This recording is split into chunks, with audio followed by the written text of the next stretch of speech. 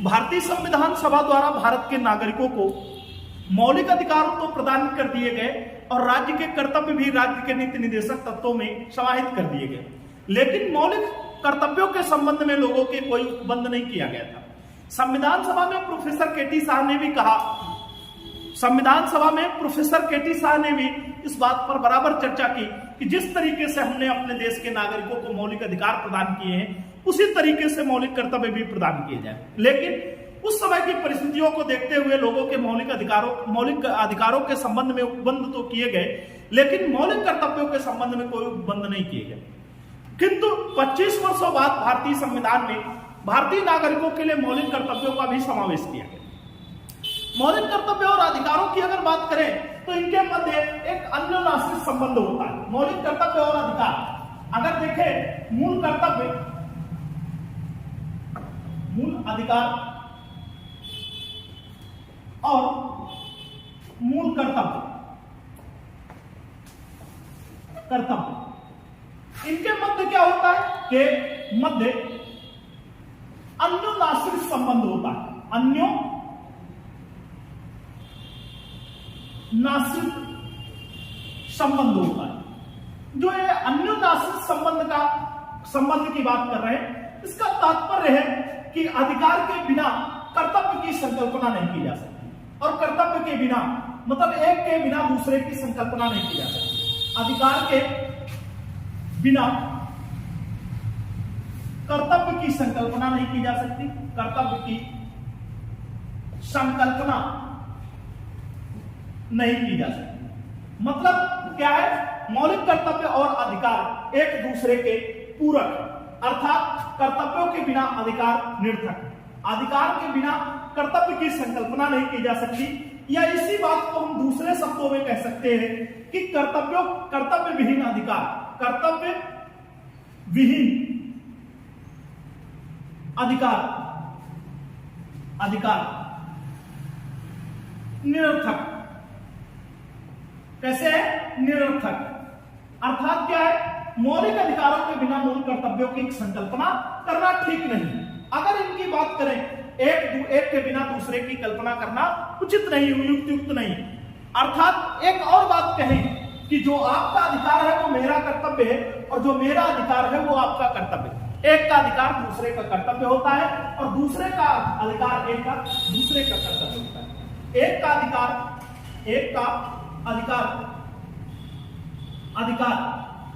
दूसरे का कर्तव्य होता है, दूसरे का कर्तव्य होता है और दूसरे का कर्तव्य एक का अधिकार होता है। एक का अधिकार दूसरे का कर्तव्य होता है। अब कैसे ये अधिकार और कर्तव्य होता है? जैसे कि हम लोग क्लास कर रहे हैं और क्लास में क्या है, अगर मैंने आपको उचित तरीके से किसी टॉपिक का अध्ययन कराया है तो उसके संबंध में प्रश्न करने का मेरा अधिकार बनता है तब, जबकि मैंने अपना कर्तव्य वहन कर दिया है। अपने कर्तव्य का युक्त या उचित तरीके से वहन करने के पश्चात मैं आपसे प्रश्न करने का अधिकार रखता हूं और आपका उस प्रश्न का उत्तर देना आपका अधिकार है। और अगर आप क्लास ढंग से कर रहे हैं तो आपका प्रश्न पूछना ये आपका अधिकार है और उसका उत्तर बताना मेरा कर्तव्य। अर्थात क्या कर सकते हैं, हम लोग कह सकते हैं कि कर्तव्य के बिना अधिकार और अधिकार के बिना कर्तव्य की संकल्पना करना उचित नहीं है और मूल अधिकार और मूल कर्तव्यों के मध्य अन्योन्याश्रित संबंध है।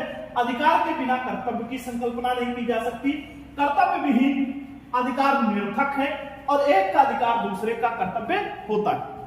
अगर भारतीय संविधान के मूल संविधान पर बात करें तो मूल संविधान में मौलिक कर्तव्यों के संबंध में कोई उपबंध नहीं किया गया। अगर देखें तो मूल संविधान में मौलिक कर्तव्यों के संबंध में कोई उपबंध नहीं किया गया, किंतु क्या किया गया, रशिया एक देश या रूस एक देश जिसे जानते हैं, इस समय तो रूस और यूक्रेन के कारण यूक्रेन युद्ध के कारण दोनों देश चर्चा में बने हुए हैं। तो अब यहां पर देखेंगे रूस एक ऐसा देश है, रूस या सोवियत संघ रूस कहते हैं। रूस के संविधान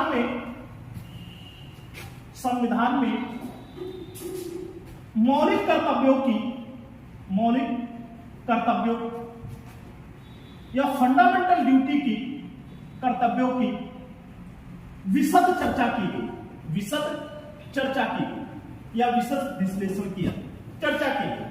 अब क्या किया गया, रूस के संविधान से ही भारतीय संविधान में मौलिक कर्तव्यों का समावेश किया। अब अगर देखेंगे तो यहां पर क्या किया गया, 1974 में एक कमेटी का गठन किया गया जिसका नाम है सरदार स्वर्ण सिंह समिति, सरदार स्वर्ण सिंह समिति।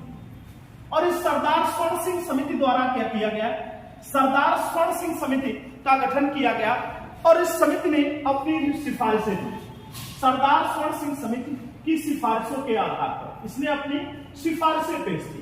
क्या किया, अपनी सिफारिश पेश की और अपनी सिफारिशों में इसने क्या किया, मौलिक कर्तव्यों के संबंध में बात की। इसकी सिफारिशों के आधार पर, सिफारिशों के आधार पर क्या किया गया, आधार पर 42वें संविधान 1976 द्वारा भारतीय संविधान में एक नया भाग जोड़ा गया और उस भाग का नाम रखा गया 4। और इस भाग 4 का में क्या किया गया, अनुच्छेद 51 के तहत क्या किया गया, अनुच्छेद 51 का के तहत 10 मौलिक कर्तव्यों का समावेश किया गया। 10 मौलिक कर्तव्यों का समावेश, 10 मौलिक कर्तव्यों का समावेश, फंडामेंटल ड्यूटी का या 10 फंडामेंटल ड्यूटी का प्रावधान किया गया। भारतीय नागरिकों के लिए 10 प्रकार के मौलिक कर्तव्यों का समावेश किया गया। लेकिन क्या किया गया, फिर आगे चल करके देखेंगे तो 86वें संविधान संशोधन 2002 हुआ।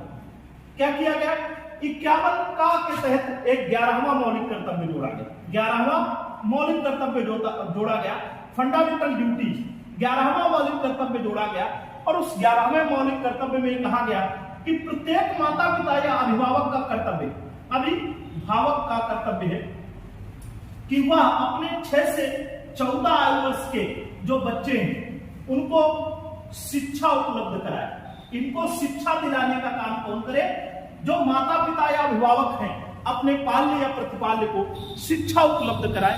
यह 11वां मौलिक कर्तव्य 86वें संविधान संशोधन 2002 द्वारा जोड़ा गया। तो वर्तमान समय में भारतीय नागरिकों के 11 प्रकार के मौलिक कर्तव्य हैं और उनका समावेश किसमें किया गया है, अनुच्छेद 51 का के तहत 11 मौलिक कर्तव्यों का समावेश किया गया है। और किस भाग में, भारतीय संविधान के भाग 4 में। भारतीय संविधान का भाग 4 कब जोड़ा गया, 42वें संविधान संशोधन 1976 द्वारा।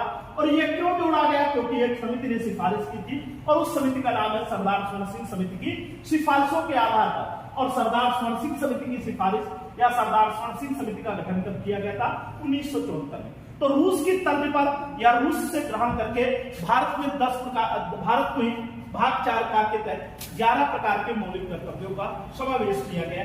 एक लिस्ट आपको दी गई है मौलिक कर्तव्यों के संबंध में, उसका आप अध्ययन कर लेंगे।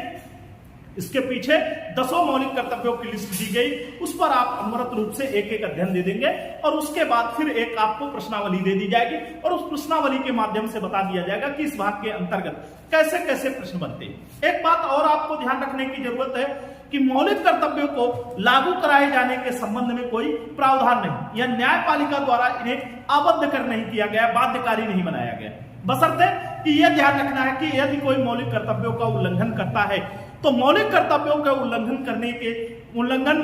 करने वाले को दंडित करने के लिए संसद को कानून बनाने का अधिकार प्रदान किया गया। तो आपके मौलिक कर्तव्यों का समावेश इसी भाग में किया गया। अब हम लोग बात करेंगे आगे संघ और राज्यों।